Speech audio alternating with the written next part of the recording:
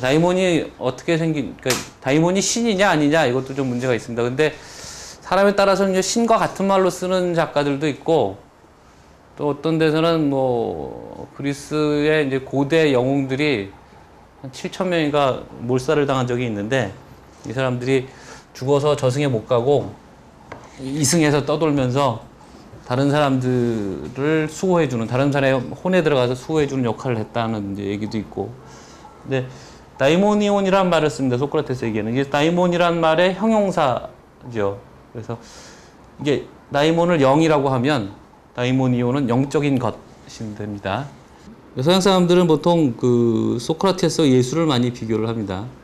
소크라테스도 사형받아서 죽었고, 예수도 사형받아서 죽었고, 또 소크라테스도 사형 선고까지 안 받을 수 있었는데 탈옥할 수도 있었고 얼마든지. 크리톤이 탈옥하자고 그랬을 땐 이미 다 매수가 끝난 상태였거든요.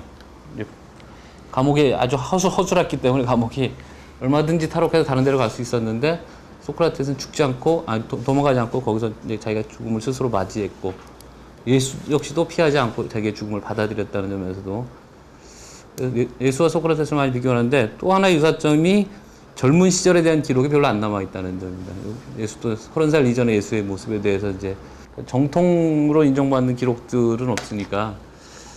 근데 이제 그 소크라테스의 변론에 보면 소크라테스가 자기 어린 시절에서 딱 한마디 하는 게 있어요.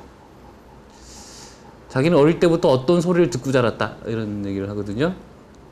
그게 이제 다이모니온의 소리입니다.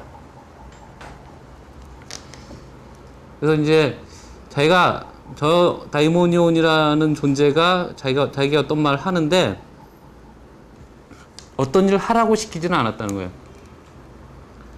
그런 적은 없고, 무슨 일을 하려고 하면 하지 말도록 경고하는 목소리를 낸 적, 주로 그런 얘기만 해왔다는 거, 자기한테.